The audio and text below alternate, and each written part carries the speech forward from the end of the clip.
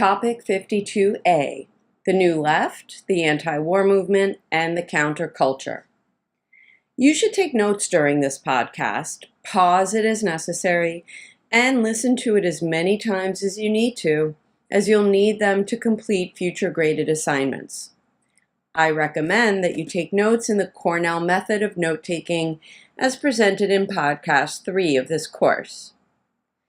By the end of this podcast, you should be able to define the term the New Left and identify at least two of its goals and methods, analyze the relationship between post-war demographic and economic trends and the rise of the anti-war movement and the counterculture, distinguish between the New Left and the anti-war movement, and between the anti-war movement and the counterculture, and assess the impact of the New Left, the anti-war movement, and the counterculture on contemporary American politics and culture. For centuries, liberals have been known as occupying the left side of the political spectrum, while conservatives have been said to occupy the right. These terms date back to the French Revolution, where different political groups sat in the room where France's parliament met. In the United States before 1960, the left was associated with a tendency to support labor through governmental intervention. As discussed in Podcast 45, the New Deal represented a triumph of left-leaning politics in the United States. However, many leftists around the world looked on with horror as the quote-unquote left government of Joseph Stalin murdered millions of workers through the 1940s and into the early 1950s. By 1960, sociologist C. Wright Mills rejected the old left's embrace of big government and exclusive focus on class struggle. Mills's call for a new left was taken up by a growing group of students, intellectuals, and activists around the world. Beginning in 1943 and accelerating after the end of World War II, a global baby boom had occurred.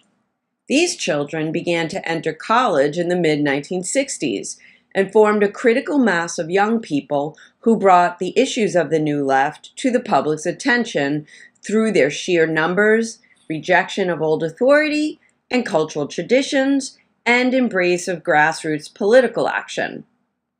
At the University of Michigan, Tom Hayden helped found Students for a Democratic Society, or SDS, and wrote the group's mission, the Port Huron Statement. In it, Hayden embraced participatory democracy, nonviolent civil disobedience, nuclear disarmament, and university reform. He also criticized what he viewed as the alienation and racism of contemporary American society. In its methods and goals, then, SDS began to move away from traditional leftist politics and by the mid-1960s aligned with groups like the Student Nonviolent Coordinating Committee, or SNCC, which had already been advocating similar methods and goals. Later in the 1960s, the Black Panthers inspired the New Left, as well as the Young Lords, Brown Berets, and the American Indian movement. The New Left spurred activism within a variety of different communities. SDS's promotion of university reform helped inspire the free speech movement led by Mario Savio and others at the University of California at Berkeley in 1964-65. In particular, Savio advocated the idea of students' right to free speech and academic freedom. The New Left accommodated second-wave feminism, more about which will be covered in Podcast 52B, when women looked around and saw that most of the leadership roles within the New Left were occupied by white men. In addition, the New Left also incorporated concerns of gay rights advocates, environmentalists, and even anarchists. 1968 represents a turning point for the New Left. As more and more of its concerns became adopted by the Democratic Party, there were fewer and fewer reasons for left-leaning individuals to remain outside the political establishment. Those who did remain outside, like the Weathermen, a terrorist group, were extreme radicals. One of the New Left's greatest targets was President Johnson for his handling, or what they viewed as mishandling, of the Vietnam War. The spread of anti-war protests to mainstream youths not otherwise affiliated organizationally with the New Left epitomizes the extent to which the New Left's concerns became integrated with those of the broader Democratic Party after 1968, and especially by 1972, when the party nominated peace candidate George McGovern for president. The anti-war movement also targeted the policies of Richard Nixon, especially after he announced his expansion of the war into Cambodia on April 30th, 1970. During the days that followed, students around the country protested this decision. At Kent State University, Ohio Governor Jim Rhodes called out the Ohio National Guard to keep the peace. Anti-war and New Left protests had become violent since at least 1968, when radicals and police clashed outside the Democratic National Convention in Chicago in August. This unrest had followed the assassinations of Martin Luther King Jr. and of Senator and Democratic presidential hopeful Robert F. Kennedy in April and June, respectively, of the same year.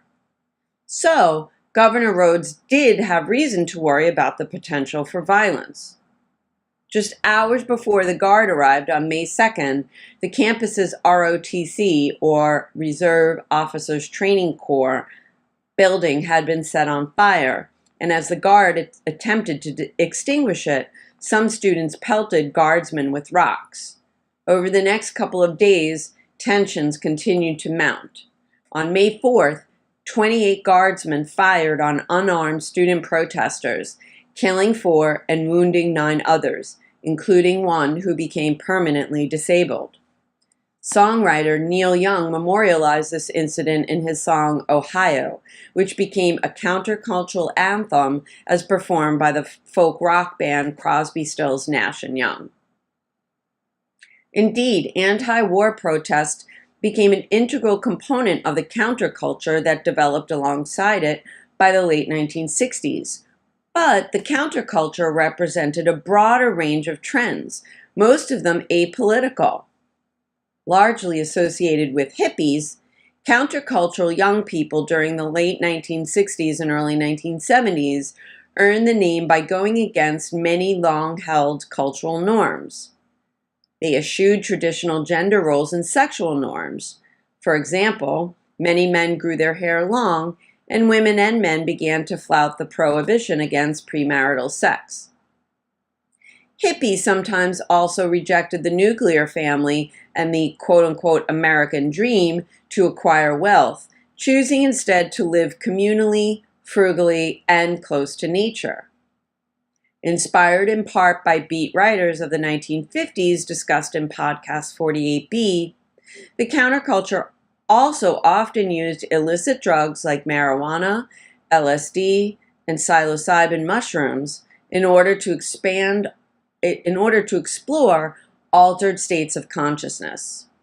These 3 elements of the counterculture, sex, drugs, and communal living, were on full display during the Woodstock Festival of August 1969, where rock and roll artists both protested the war and showcased the extent to which psychedelia influenced their music. It's hard to underestimate the influence of the New Left, anti-war movement, and counterculture on American politics and culture. As mentioned earlier, so many of the New Left's agenda points, from civil rights to university reform, to nuclear arms reduction, to environmental reform, to feminism and gay rights, became a part of the mainstream Democratic Party by the early 1970s, that there was little reason for the New Left's organizations to remain intact. From the lens of 2016, when a black man sat in the Oval Office, a woman ran for president, and gay marriage is the law of the land, it's hard to argue that the New Left didn't leave an enormous impact on the U.S.'s political system. As discussed in podcast 51B, The strength of the anti-war movement was also one reason President Johnson chose not to run for re-election in 1968, and why the Paris Peace Accords that ended the Vietnam War were initiated. And although the counterculture did not succeed in ushering in the age of Aquarius that so many hippies had dreamed of, their influence on contemporary American culture is also hard to miss. From the proliferation of states where marijuana consumption is now legal, to deadhead stickers on the backs of Cadillacs, to the now common fabric with tie-dye and the fact of premarital sex, those scruffy hippies and their countercultural values have become mainstream too.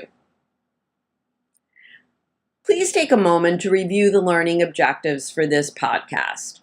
Write out each one in a sentence or a paragraph, and if you find that you can't do so, go back to the beginning of the podcast, listen and watch again, and pause it as necessary to supplement the notes you've already taken until you can easily answer all of these learning objectives.